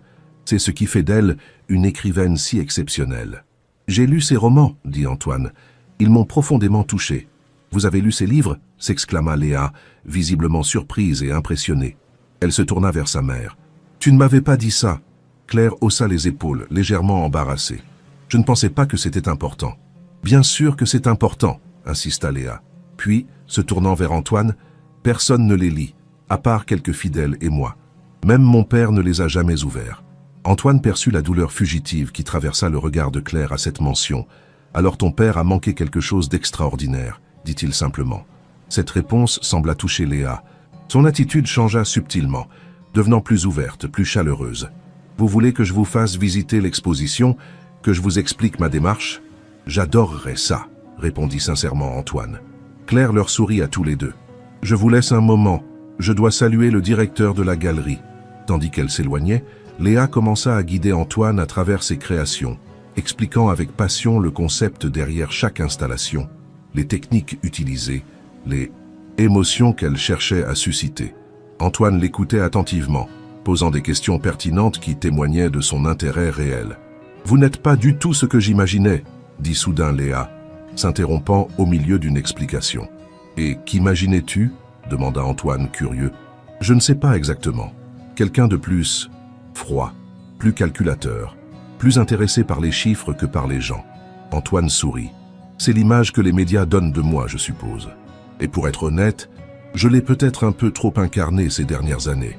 Léa l'observa pensivement. Ma mère est heureuse quand elle parle de vous. Je ne l'avais pas vue comme ça depuis. Je ne sais pas si je l'ai déjà vue comme ça, en fait. Cette confidence offerte avec une candeur désarmante toucha Antoine profondément. Ta mère me rend heureux aussi, admit-il. Plus que je ne l'aurais cru possible. Ne lui faites pas de mal, dit Léa, soudain très sérieuse. Elle a déjà trop souffert. Ce n'est pas mon intention, assura Antoine. Au contraire. Léa hocha la tête, semblant accepter cette promesse. Puis, elle désigna une installation particulière, plus petite que les autres, mais d'une intensité saisissante. Un assemblage de photographies fragmentées et de miroirs brisés qui, sous un certain angle, reconstituaient un visage de femme d'une beauté poignante. Celle-ci s'appelle « Résilience », expliqua-t-elle. C'est un portrait de ma mère. Pas physique, mais essentiel. Comment elle s'est reconstruite, fragment par fragment, après que mon père soit parti. Antoine contempla l'œuvre, ému par sa puissance évocatrice et par ce qu'elle révélait de la relation entre Claire et sa fille. Cette compréhension profonde, cette admiration mutuelle qui les liait. C'est magnifique, dit-il simplement, et terriblement juste. Claire les rejoignit à ce moment-là, observant avec émotion l'échange entre sa fille et l'homme qui était revenu dans sa vie de façon si inattendue. Il y avait dans son regard une vulnérabilité, un espoir qu'Antoine n'avait jamais vu auparavant. « Alors » demanda-t-elle. « Verdict artistique ? Ta fille est extrêmement talentueuse, répondit Antoine. Et pas seulement techniquement, elle a cette capacité rare à traduire des émotions complexes en images tangibles. Léa rougit légèrement sous ce compliment sincère. Il exagère, maman. Je ne crois pas, dit doucement Claire. Je suis entièrement d'accord avec lui. Une jeune femme s'approcha pour informer Léa qu'un critique d'art souhaitait s'entretenir avec elle. Elle s'excusa auprès d'Antoine et de sa mère, promettant de les rejoindre plus tard. Restés seuls, Antoine et Claire se dirigèrent vers un coin plus tranquille de la galerie. « Elle est extraordinaire, dit Antoine. Tu dois être tellement fier. »« Je le suis, » confirma Claire, son regard suivant sa fille avec tendresse. Elle a traversé beaucoup d'épreuves, mais elle semble l'avoir rendue plus forte, plus déterminée. « Comme sa mère, » observa Antoine. Claire sourit, touchée par cette remarque. « J'étais inquiète de cette rencontre, » admit-elle. « Léa peut être protectrice envers moi, méfiante envers les hommes en général, après avoir vu ce que j'ai traversé avec son père. Elle a été directe, c'est vrai, dit Antoine en riant doucement. Mais j'apprécie sa franchise, et je comprends sa position. Claire se tourna vers lui, son expression soudain sérieuse. Antoine, je dois te dire quelque chose d'important. L'intensité de son regard l'alarma légèrement. Je t'écoute. Ces dernières semaines ont été extraordinaires. Te retrouver, cette connexion entre nous qui semble avoir traversé les années intactes et même renforcée, c'est comme un rêve. Mais, anticipa Antoine, sentant qu'elle hésitait à poursuivre. Mais j'ai peur, admit-elle. Peur que nous allions trop vite, que l'intensité de ces retrouvailles nous fasse ignorer les défis réels qui nous attendent. Nos vies sont toujours aussi différentes qu'elles l'étaient il y a un mois. Antoine prit ses mains dans les siennes. Claire, je comprends tes inquiétudes, et je ne prétends pas avoir toutes les réponses. Mais je sais une chose avec certitude. Ce que nous partageons est rare et précieux. Ça vaut la peine d'affronter tous les défis. Même si cela signifie bouleverser complètement ta vie, renoncer à certains aspects de ton monde. Ma vie était déjà en train de changer avant même que je te retrouve, rappela-t-il. Et ces changements me semblent maintenant plus nécessaires, plus évidents que jamais. Claire l'observa longuement, cherchant dans ses yeux la confirmation de sa sincérité. Puis elle sourit, un sourire qui illumina son visage et réchauffa le cœur d'Antoine. « D'accord, » dit-elle simplement. « D'accord, » répéta-t-il, comme il l'avait fait lors de leur promenade au Jardin des Plantes. « D'accord pour voir où tout cela nous mène, pour affronter les défis ensemble, pour nous donner une vraie chance. » Antoine sentit une vague de bonheur le submerger. Sans se soucier des regards autour d'eux, il l'attira à lui et l'embrassa, y mettant toute l'émotion qui l'habitait. Lorsqu'ils se séparèrent, ils remarquèrent Léa qui les observait de loin, un sourire amusé aux lèvres. Elle leur fit un petit signe approbateur avant de retourner à sa conversation avec le critique d'art. « Je crois que nous avons sa bénédiction », murmura Claire, mi-amusée, mi-émue. « Une approbation cruciale », confirma Antoine avec un sourire. « Ils restèrent à l'exposition jusqu'à la fin, Antoine achetant discrètement l'installation Résilience pour une somme qui fit écarquiller les yeux du directeur de la galerie. Lorsque Léa l'apprit, elle protesta d'abord, craignant qu'il ne l'ait fait par pure politesse. Mais Antoine lui expliqua sincèrement à quel point l'œuvre l'avait touché, comment elle capturait parfaitement l'essence de Claire qu'il redécouvrait chaque jour. « Je ne l'accrocherai pas dans un bureau pour impressionner des clients », promit-il, faisant référence à sa remarque initiale, mais dans un endroit où je pourrais la contempler quotidiennement, me rappelant la force extraordinaire qui peut naître de la vulnérabilité. Cette explication sembla satisfaire Léa, qui accepta, finalement sa générosité avec gratitude. La soirée se termina par un dîner intime dans un petit restaurant du quartier, où Antoine, Claire et Léa continuèrent à faire connaissance, partageant des anecdotes, des rires, des confidences. Antoine observait la complicité touchante entre la mère et la fille, se sentant progressivement intégré dans leur cercle intime, non pas comme un étranger ou un intrus, mais comme quelqu'un qui pourrait, peut-être, devenir une partie de leur famille.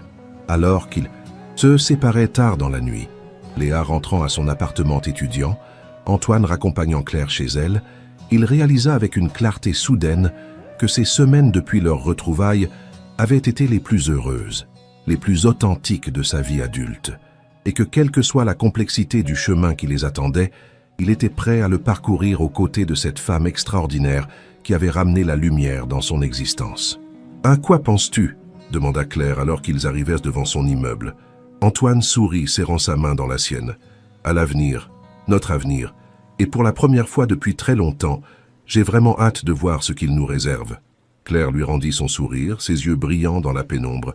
« Moi aussi, murmura-t-elle. Moi aussi. »